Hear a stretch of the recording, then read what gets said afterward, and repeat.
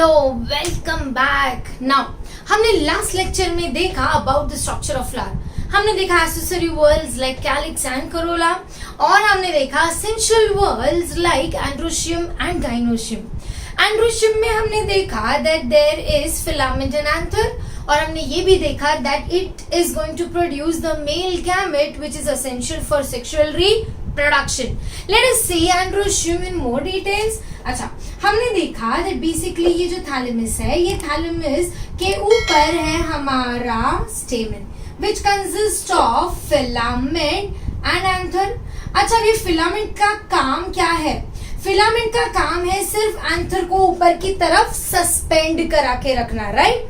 अब ये जो भाई हमारा एंथर और फिलामेंट है, लेट अस सी इसका पोजीशन। थैलेमस के साइड में जो पार्ट है ना फिलामेंट का, इस पार्ट को हम बोलेंगे प्रॉक्सिमल एंड। क्या बोलेंगे? Proximal and. Okay, proximal and. जबकि ये जो एंड है ना फिलामेंट का, इसको हम बोलेंगे डिस्टल एंड। तो एंट्रेंस में पूछा जाता है कि एंथर कौन से एंड में है, तो तुम क्या लिखोगे? डिस्टल। डिस्टल मतलब दूर की तरफ, प्रॉक्सिमल मतलब नियर बाय एंड। ओके, अब ये जो हमारा एंथर है, it is connected to the filament. तो कुछ तो होगा ना जो फिलामेंट को एंथर से कनेक्ट करता होगा। There is in between a sterile tissue. This sterile tissue is called as connective. So basically connective is a sterile tissue that connects the filament to the anther. Okay? अब ये filament anther को किस तरह से attached है? There are variety of positions जहां से ये filament anther से attach हो सकता है. Okay? अब सबसे पहले देखते हैं हमारा कैसे फिलामेंट अटैच्ड है। अब हमारा जो एंथर है ना, इसमें जनरली दो कंपार्टमेंट्स होते हैं, इनको हम बोलेंगे lobes. So we say that हमारा जो एंथर है वो कैसा है? बाइलोब्ड। कैसा है? बाइलोब्ड। ओके, अब ये है दो लोब्स। अब कई बार ये जो फिलामेंट है ये तुम्हारे एंथर के बेस में होता है। अगर बेस में है तो उसको हम बोलेंगे बेसिफिक्स्ड। क्या बोलेंगे? बेसिफिक्स्ड। ओके, कई बार ये फिलामेंट हमारे एंथर के बैक साइड में, मतलब बैक में ऐसे पीछे की साइड में अटैच्ड होता है। पीछे की साइड को हम बोलेंगे डॉर्सल साइड, और उसको हम बोलेंगे डॉर्जी फिक्स्ड। क्या बोलेंगे? डॉर्जी फिक्स्ड। कुछ केस में ये एक लोब है और ये दूसरा लोब है, और हमारा ये जो फिलामेंट है ना, ये पूरा right from end to end attached होता है ऐसे, मतलब ये दो लोब्स के बीच में कंप्लीटली अटैच होता है। इसको हम बोलेंगे एडिनेट। क्या बोलेंगे? Adnate. Are you able to understand? Okay, अब बट कुछ केसेस में ये जो एंथर के लोब्स है ना, ये एंथर के लोब्स ऐसे होते हैं, बिल्कुल एकदम पतली तरह से एक दूसरे से चिपके हुए at a single point, and you will C at a very small single point your filament is attached. This type of anthers are called as versatile. Remember this word versatile because ये हम पढ़ेंगे जब हम पढ़ेंगे pollination which is carried out by wind. So wind pollinated flowers have versatile anthers जहाँ पे it is just attached at a single point. फायदा क्या है? तुम्हारे anthers काफी easily move कर सकते हैं अगर wind का movement होता है तो. So, अगर हम देखें तो filament is attached to the anther through a connective which is a sterile tissue, and depending upon the arrangement it is basifixed, dorsifixed, adinate या versatile. चलो अब चलते हैं वापस से एंथर के अंदर। अगर तुमने देखा होगा तो एंथर में मैंने बोला there are two lobes. क्या ये by default two lobes होते हैं? नहीं, जरूरी नहीं है। There are anthers जिसमें सिर्फ एक सिंगल लोब है। अगर एक सिंगल लोब है तो इस एंथर को हम बोलेंगे यूनिलोब्ड। यूनिलोब्ड का ही दूसरा नाम है monothecous. Okay, now what is the meaning of monothecous? Only one lobe. यहाँ पे थीका का मतलब है सिंगल लोब, थीका का मतलब है lobe. Monothecous M, remember, okay, किस में पाया जाता है? ये बहुत ही रेयर है और जनरली पाया जाता है in the plants of family Malvaceae. Okay, so it is found in the plants of family Malvaceae. But in general angiosperms में तुम देखोगे that ये जो lobes है, ये कितने lobes है? दो lobes है। दो lobes है तो इसको हम बोलेंगे bilobed. क्या बोलेंगे? बाइलोब। बाइलोब को हम बोलेंगे dithecous. So how is our anther? डाइथिकस.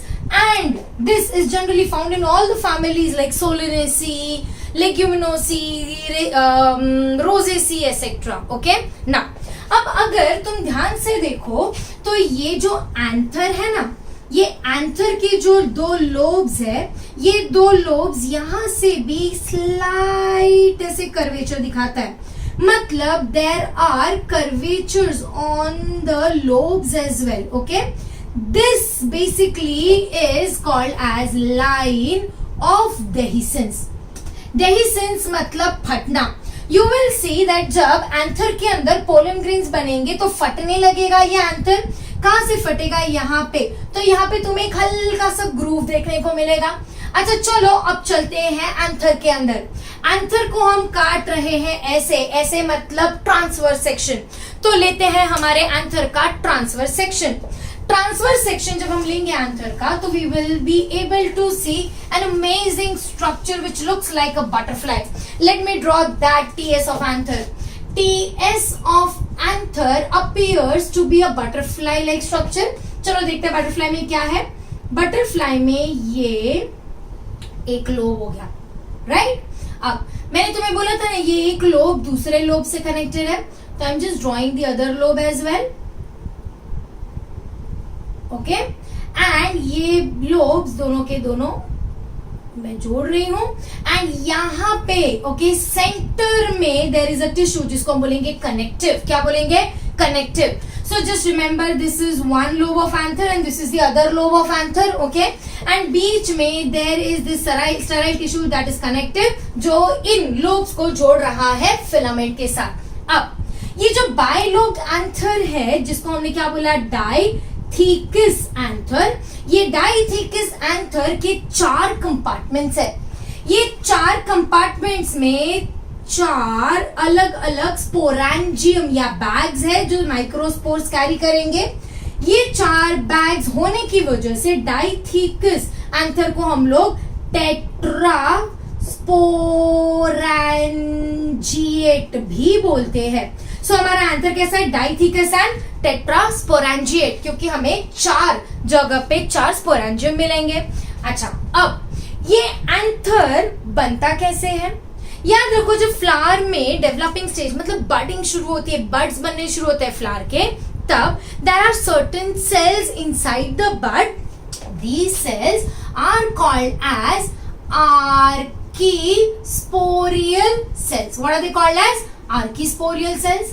अच्छा, ये जो आर्कीस्पोरियल सेल्स है ना, ये डिफरेंशिएट होने लगते हैं, मतलब अलग अलग स्ट्रक्चर्स बनाने लगते हैं. आर्कीस्पोरियल सेल्स बनाते हैं 2 इंपॉर्टेंट स्ट्रक्चर. पहला बनाते हैं वो sporogenous cells. Okay, sporogenous cells आगे चल के बनाते हैं स्पोरोजीनस टिश्यू. स्पोरोजीनस टिश्यू कहां पे है? हमारे स्पोरेंजियम के अंदर. Are you able to understand? अब ये जो दूसरे टाइप के सेल्स जो बनते हैं उनको हम बोलेंगे पैराइटल सेल्स. ये जो पैराइटल सेल्स है, ये पैराइटल सेल्स स्पोरोजीनस टिश्यू नहीं बनाते हैं. ये पैराइटल सेल्स डिफरेंशिएट होकर बनाएंगे एंथर के वॉल्स. और एंथर का ये जो वॉल है, these walls are made up of 4 layers. So anther walls are 4 layered structure. Are you with me? Okay. So हमने क्या देखा? हमने देखा that TS of anther में it looks like a butterfly. ये बटरफ्लाई बनने के पहले क्या थे? आर्कीस्पोरियल सेल्स थे. आर्कीस्पोरियल सेल्स डिफरेंशिएट होकर बनाते हैं स्पोरोजीनस सेल्स और पैराइटल सेल्स. स्पोरोजीनस सेल्स बनाएंगे स्पोरोजीनस टिश्यू जो रहेगा स्पोरेंजियम के अंदर. और हमने देखा पैराइटल सेल्स बनाएंगे एंथर वॉल्स. और ये एंथर वॉल्स की कितने लेयर्स है? 4 लेयर्स. चलो चलते हैं ये 4 एंथर वॉल के लेयर्स के अंदर. ओके, अब I am redrawing this structure. Let us just see कैसे. Okay, this is again a butterfly shaped structure.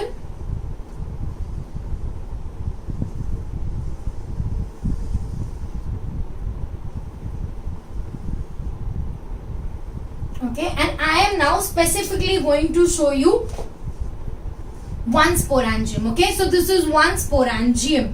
Let us just see what are the anther walls in this sporangium. Okay,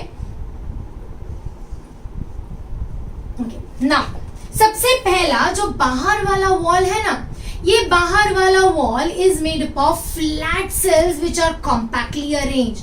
compactly arrange flat cells वाला जो layer है, it is going to cover the entire anther, and this layer is called as epidermis. What is it called as? Epidermis. Epidermis is made up of compactly arranged flat cells. Okay? Now, epidermis के बाद चलते हैं.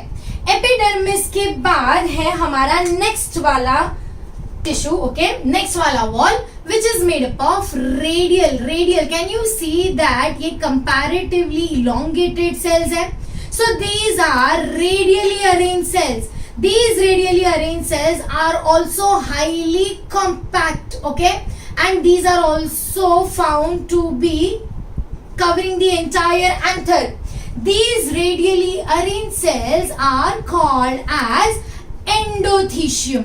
Endothecium are again compactly arranged cells, but these are radial cells. Okay? अब इन sales की खासियत है, इन sales की खासियत ये है कि जो रेडियली अरेंज सेल्स है ना, इनके अंदर there is deposition of a material जिसका नाम है callose. What is the name of the material? Callose.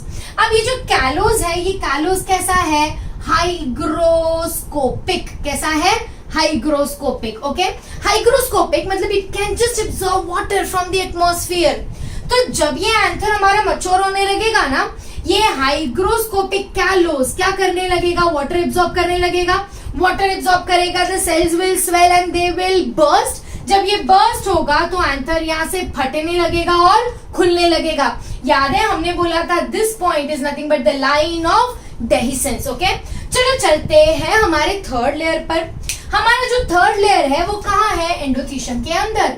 Endothecium के अंदर you will C there are cells which are surrounding, and there are one to two layers of cell. ये 1 to 2 layer of sales जो है इनको हम बोलेंगे middle layers. क्या बोलेंगे?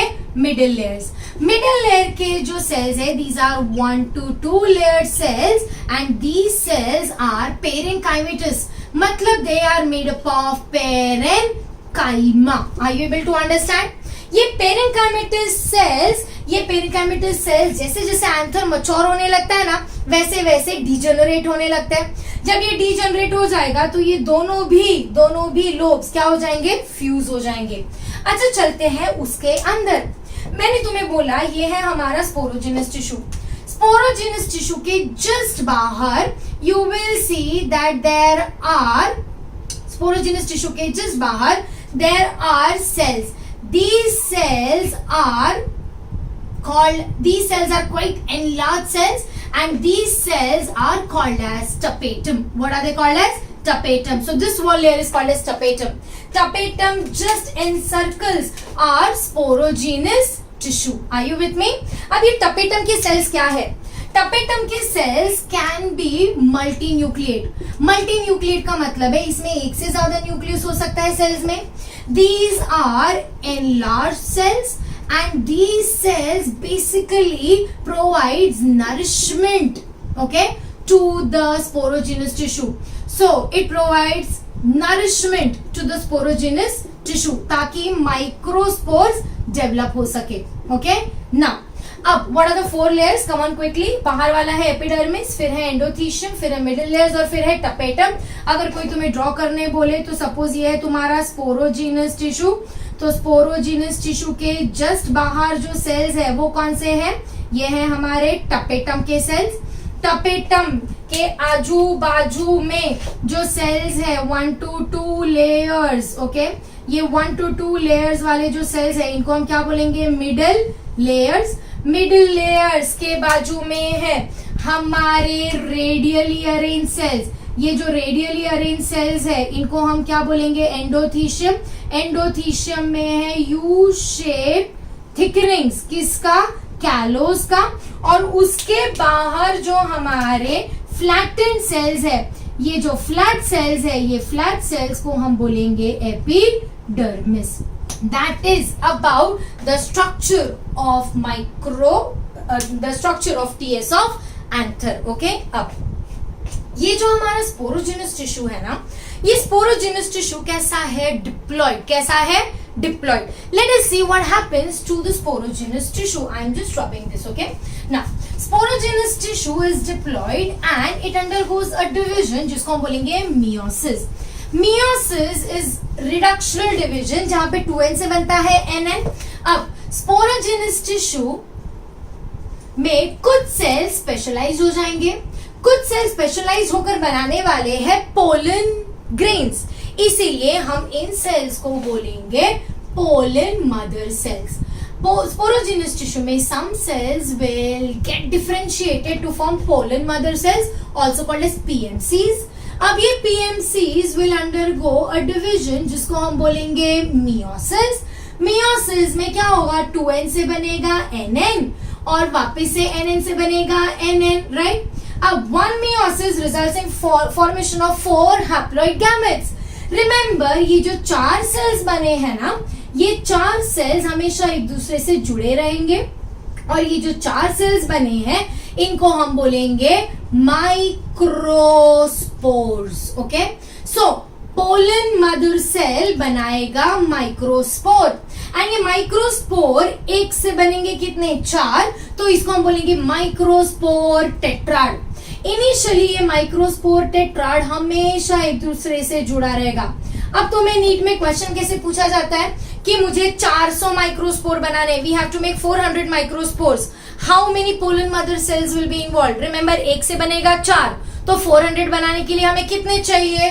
100 पोलन मदर सेल्स चाहिए होंगे. ओके, अब ये जो माइक्रोस्पोर टेट्राड है ये है स्पोरोजिनस टिश्यू के अंदर. जैसे जैसे हमारा एंथर मैच्योर होने लगेगा वैसे वैसे माइक्रोस्पोर्स भी मैच्योर होने लगेंगे. ये माइक्रोस्पोर टेट्राड सेपरेट होने लगेगा और सेपरेट होकर अब ये जो इंडिविजुअल स्ट्रक्चर बन रहा है इसको हम बोलेंगे पोलन ग्रेन. सो माइक्रोस्पोर्स ही क्या बनाएंगे? Pollen grain. याद रखो, पोलन मदर सेल कैसा था? डिप्लॉइड. माइक्रोस्पोर्स कैसे है? हैप्लॉइड. पोलन ग्रेन्स भी कैसे है? हैप्लॉइड. अगर हम पोलन ग्रेन का स्ट्रक्चर देखना चाहे तो let us see what exactly is the structure of pollen grain. Okay, अब pollen grain is having a haploid nucleus. तो पोलन ग्रेन के अंदर है हैप्लॉइड न्यूक्लियस. ओके, अब ये हैप्लॉइड न्यूक्लियस को सराउंड करने वाले 2 लेयर्स है. ये जो 2 लेयर्स जो पोलन ग्रेन को सराउंड करते हैं ना, इनको हम बोलेंगे स्पोरोडर्म्स. क्या बोलेंगे? स्पोरोडर्म. स्पोरोडर्म में जो बाहर का लेयर है उसको हम बोलेंगे एक्साइन और जो अंदर का लेयर है उसको हम बोलेंगे इंटाइन. तो exine and intine are layers of sporoderms. Okay, अब ये जो एक्साइन है, ये एक्साइन एक्सट्रीमली हार्ड कवरिंग है और ये एक्साइन बना है केमिकल से जिसका नाम है स्पोरोपोलेनिन. स्पोरोपोलेनिन एक ऐसा केमिकल है जो ना कि acid, alkali, temperature, pressure, enzyme किसी के एक्शन से टूटता नहीं है.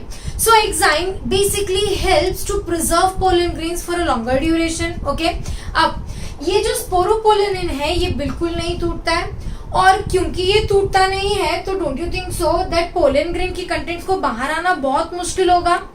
इसके लिए यू विल सी दैट ये एक्साइन कहीं कहीं पे इंटरप्टेड है. जहां जहां पे ये एक्साइन इंटरप्टेड है वहां पे गड्ढे बने हुए हैं. ये जो गड्ढे हैं इनको हम बोलेंगे germ pores. So basically what are germ pores? Germ pores are places where the exine is interrupted. अब ये जो एक्साइन है ये बड़ी गजब की चीज है. You will C pollen grain को यहाँ से वहां लेकर जाना है और इसके लिए एक्साइन में अलग अलग स्ट्रक्चर्स बनते हैं.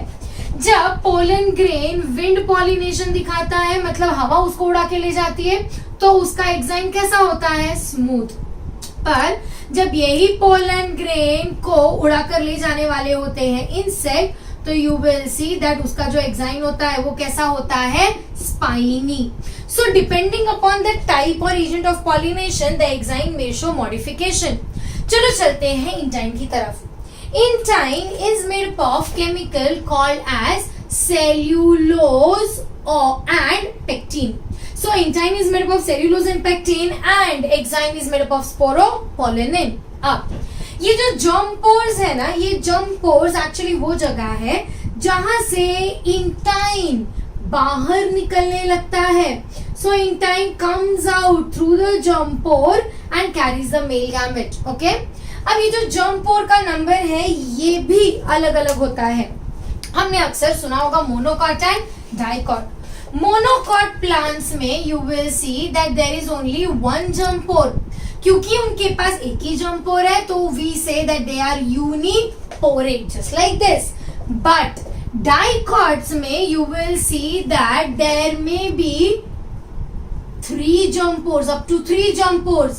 क्योंकि 3 germ pore है we call this as triporate. Remember this for entrances. Monocot में एक ही germ pore है तो यूनिपोरेट. डाइकॉट में 3 germ pores है तो दे आर ट्राइपोरेट. ओके, अब लेट अस सी ये पोलन ग्रेन. अभी मैंने तुम्हें ये तो बता दिया that the intine comes out, but let us just see this a little letter. Okay, अब ये जो हमारा पोलन ग्रेन है, ये पोलन ग्रेन के अंदर फिलहाल तो तुम्हें एक ही सिंगल सेल दिख रहा है. ओके, बट ये जो पोलन ग्रेन है ये डेवलप होने वाला है इनटू अ मेल गैमेटोफाइट.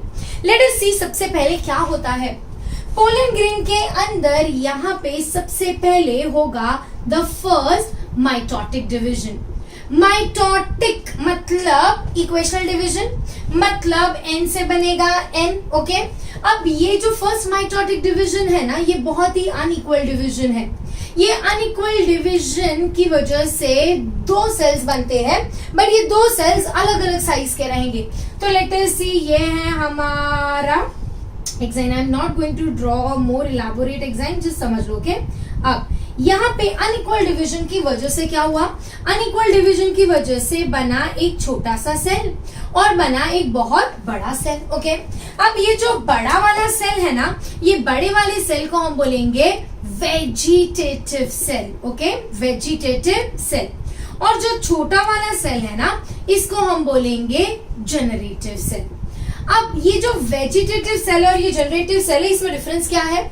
याद रखो, vegetative cell is large in size, generative cell is small in size. Okay, vegetative cell has a dense cytoplasm, मतलब काफी सारा अच्छा खासा साइटोप्लाज्म रहेगा. एंड वेजिटेटिव सेल में वैक्यूल्स भी प्रेजेंट रहेंगे, मतलब they will be able to store the food. Okay, जबकि generative cells are comparatively small in size but they have a large nucleus. They are having thin cytoplasm and these generative cells they lack vacuole. Okay, that is they are not able to store the food. Okay, so the first division is first mitotic division, that is unequal division, जिससे बनेगा vegetative large cell और generative small cell. ये जो structure है ना इसको हम बोलेंगे 2 cell पोलन ग्रेन. क्या बोलेंगे, 2 सेल पोलन ग्रेन या 2 सेल स्ट्रक्चर. याद रखो 60% ऑफ द प्लांट्स अपने पोलन ग्रेन को इसी स्टेज में बाहर निकालते हैं. अच्छा, ये जो हुआ ये कहाँ हुआ, ये याद रखो स्पोरेंजियम के अंदर, मतलब पोलन सैक के अंदर ही हुआ था. जैसे जैसे एंथर मैच्योर होगा, याद है लाइन ऑफ डेहिसेंस में कैलोज पानी एब्सॉर्ब करेगा because it is hygroscopic and the cells will burst. Line of dehiscence जब बर्स्ट होगा तो यहाँ से पोलन ग्रेन्स निकलने लग जाएंगे बाहर. Okay, and 60% of the pollen grains are generally release in which stage, 2 cell stage. Okay, but कुछ प्लांट्स में पोलन ग्रेन्स इसके एडवांस स्टेज में रिलीज होते हैं. अच्छा, इसका एडवांस स्टेज क्या है. इसका एडवांस स्टेज होता है, ओके, लेट अस सी. यहाँ पे मैंने तुम्हें क्या बोला, generative cell and vegetative cell है. अब धीरे धीरे क्या होगा ना, ये जो जनरेटिव सेल है ना, ये जनरेटिव सेल में सेल वॉल फॉर्मेशन नहीं होता है. तो बेसिकली ये generative cell is lying more और less in the cytoplasm of your vegetative cell. अब this generative cell will again undergo one more mitosis. Who will undergo mitosis? Remember, generative cell, vegetative cell nahi. Okay, so again I am drawing this. So this is your pollen grain. I am just drawing triporate. Okay, अब यहाँ पे you will C germ पोर था, okay यहाँ पे क्या हुआ, तुम्हारा generative cell है ना, ये जनरेटिव सेल्स डिवाइड करने लगे और जनरेटिव सेल डिवाइड करने के बाद धीरे धीरे ये जो इंटाइन है ना ये बाहर आने लगा। इंटाइन बाहर आकर बनाएगा एक ट्यूब लाइक स्ट्रक्चर। ये जो ट्यूब लाइक स्ट्रक्चर है इसको हम बोलेंगे पोलन ट्यूब। पढ़ा है हमने लोअर क्लासेस में दैट पोलन ट्यूब कब बनता है, जब ये पोलन ग्रेन उड़कर चला जाता है कहाँ पे, स्टिग्मा के ऊपर। Okay so pollen tube formation होगा। और रिमेंबर पोलन ट्यूब किससे बना हुआ है, इंटाइन से। जब ये पोलन ट्यूब बनने लगेगा तो ये जनरेटिव सेल डिवाइड करेगा और जनरेटिव सेल डिवाइड करके बनाएगा two cells, okay two nucleus. ये जो दो न्यूक्लियस बनेंगे इनको हम बोलेंगे male gametes. Okay so male gamete हमारे किससे बने हैं, जनरेटिव सेल से। वेजिटेटिव सेल का जो न्यूक्लियस है ना वो डीजेनरेट होने लगेगा और ये डीजेनरेट होता हुआ न्यूक्लियस जो है इसको हम बोलेंगे ट्यूब न्यूक्लियस। क्या बोलेंगे, ट्यूब न्यूक्लियस। भाई मेल गैमेट का डेस्टिनेशन है फीमेल गैमेट, बट उसको रास्ता दिखाने का काम कौन करेगा, tube nucleus. So this results in formation of this. How many cells are there? 1, 2, 3.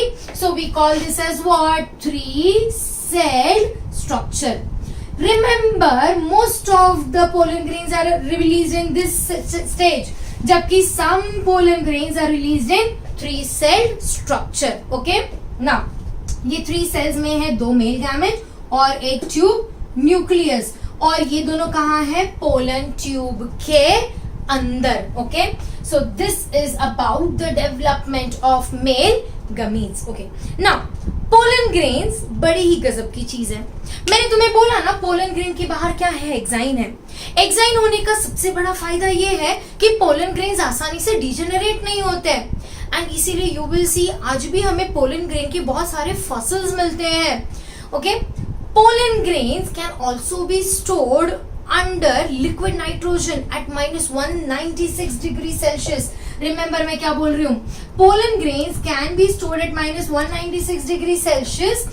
This technique is called as cryopreservation and cryopreservation will store the pollen grains for years and years together. जहाँ पे ये pollen grains store होते हैं ना उसको हम बोलते हैं pollen banks।